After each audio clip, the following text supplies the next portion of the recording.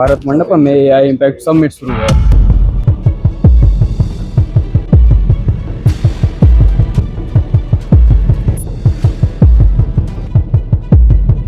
और AI impact summit में global CEO आए हुए हैं, दूर दूर से स्टार्टअप्स आए हुए हैं, अलग अलग नेशंस के हेड आए हुए हैं। समिट में तरीके की चीज़ों को देखने को मिल रहा है। इस वक्त हमारे साथ रेजर पे के सीईओ मौजूद हैं। सर बहुत बहुत स्वागत है आपका। कैसा लग रहा है, एक्सपीरियंस कैसा है, इंडिया होस्ट करा एआई इम्पैक्ट समिट को? मुझे बहुत मज़ा आया। आई थिंक मतलब जिस स्केल पे ये इवेंट हुआ है, जिस तरह के ग्लोबल स्पीकर्स आए हैं, मतलब I don't think I could have imagined कि इस तरह के लोग आएंगे। मतलब जिस स्केल पे ये हुआ है, आई थिंक दो तीन चीज़ें खास बात है। एक तो ग्लोबली सारे लाइक बेस्ट से बेस्ट जो एआई बिल्डर्स हैं वो यहाँ पे हैं।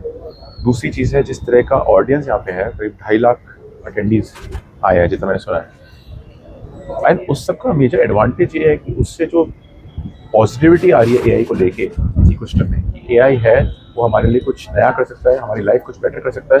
आई थिंक एक पूरे इकोसिस्टम में एक वो फीलिंग जो आई है वो बहुत वैल्यूबल है, कि उसकी वजह से ही हम यही सोच के हम एआई में आगे बढ़ सकते हैं। अगर हम बैठे रहे हैं, हम सोचते हैं कि हाँ ये आएगा और ग्लोबल कंपनी जाके हमारे लिए कर देंगी, तो कुछ होने नहीं वाला। आई थिंक कई बार हम वो बस छोड़ चुके हैं, जैसे जब क्योंकि हमें पता ही नहीं चलता कि पता ही नहीं दुनिया वहाँ चलता, चेंज हो रही है, हम यहाँ बैठे बैठे अपने में रहते हैं कि हम अपने तरीके से चीज़ें करे आ रहे हैं। एक बस अडॉप्ट करते रह जाते हैं। एक इस तरह की इवेंट होने से पता चलता है कि सबको पता चलता है कि इसमें बहुत अपॉर्चुनिटी है, सबको पता चलता है कि इसमें बहुत चीज़ें चेंज हो सकती हैं, एंड सबको लगता है कि यार अब इस अपॉर्चुनिटी मैं क्या कर सकता हूँ। आई थिंक वो फीलिंग जो आई है, एक्सपोजर मिल रहा है लोगों को जानने समझने का। मैं खुद यूपी से आया हूँ और यूपी से आकर स्टूडेंट्स को देख रहा हूँ जिन्होंने कहा है कि हाँ सर मैं ये बनाना चाहता हूँ। आई थिंक वो पॉजिटिविटी आना बहुत इम्पोर्टेंट है। आई थिंक सबसे बड़ा वैल्यू एड वही है, बिसाइड जो कन्वर्सेशन, बातें, कमिटमेंट्स करी हैं डिफरेंट लोगों ने। मेरे हिसाब से इंडिया का सबसे ज़्यादा वैल्यू हुआ है कि पॉजिटिविटी आई, लोगों के बीच में जागरूकता बढ़ रही है, लोग जाने। रेजर पे का आगे का प्लान क्या है? इस फील्ड में रेजर इन्वेस्ट करने वाला है। हाँ, तो रेजर पे के लिए अभी जो एआई को रिलेटेड है सबसे बड़ी चीज़ है एजेंटिक कॉमर्स, जिसमें कि आज आपको बहुत बड़ा मॉडल होने वाला है एजेंटिक कॉमर्स। बहुत बड़ा मॉडल है, क्योंकि आज आप जब भी कुछ खरीदना चाहते हैं आपको एक ऐप खोलनी पड़ती है, उस ऐप पे ढूंढना पड़ता है, ऐप पे सर्च करना पड़ता है। बट हमें इंडियंस ऐसे शॉपिंग करते नहीं हैं, हम लोग ऐसी शॉपिंग नहीं करते। हम कुछ सुपर मार्केट में जाके चीज़ें नहीं उठाते, हम जाते हैं और एक रिटेलर से बात करते हैं कि मुझे ये चाहिए, वो कहता है नहीं ये देख लो, तो मैं कहता नहीं मेरे को ये नहीं ये चाहिए, मेरे को सस्ता लगा दे। हम इस तरह से बात करते हैं और ये ऐप्स में हो नहीं पाता, बट एजेंटिक में हो पाता है, क्योंकि एजेंटिक में वॉइस फर्स्ट होता है।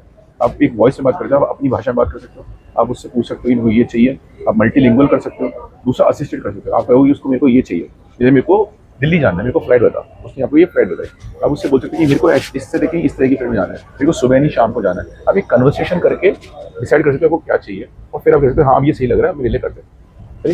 एक बड़ा इशू होने वाला रिस्पॉन्सिबिलिटी। स्टार्टअप्स आ रहे हैं एआई को लेकर के, अलग अलग फील्ड में नए नए इनोवेशन आ रहे हैं, लेकिन रिस्पॉन्सिबिलिटी जो तय होनी है वो ज़्यादा जरूरी होगी।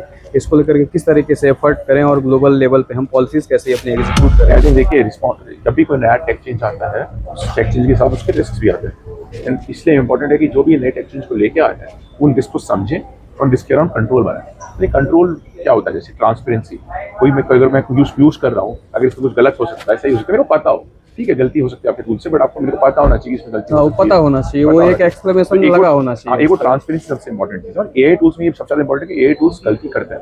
ये 95% तक सही हो सकते हैं, 5% गलती हमेशा करेंगे। और ये करेंगे गलती कॉन्फिडेंस के साथ कि कुछ गलत बता देंगे। हाँ, जब चीजें नहीं मिलेंगी तो अपने हिसाब से वो कहानी बना लेते हैं। समझना सबसे इंपॉर्टेंट है। दूसरी चीज़ कंट्रोल, पेमेंट वाले पड़ रहे हैं कि क्या चीज़ें हम खुद करना चाहते हैं, क्या हम एआई को देना चाहते हैं। तो हमारे में जैसे पेमेंट सिस्टम्स में हम कह रहे हैं कि एआई कॉमर्स करने में आपकी हेल्प कर सकता है, और कॉमर्स करने में पेमेंट भी कर सकता है, बट पेमेंट का लास्ट लेग हम ह्यूमन पे छोड़ेंगे, क्योंकि अभी भी हम एआई पे उतना ट्रस्ट नहीं करेंगे कि एआई अपने यहाँ पे पैसे खर्च कराए और आपको पता ही ना।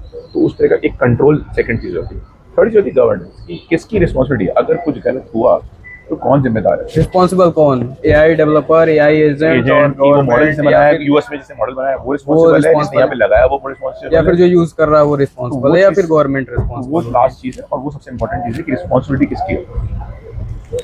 क्या लगता है, India ready to roar? Lead करने के लिए इंडिया तैयार है? मैं बहुत पॉजिटिव हूँ, बहुत मजा आएगा। Thank you.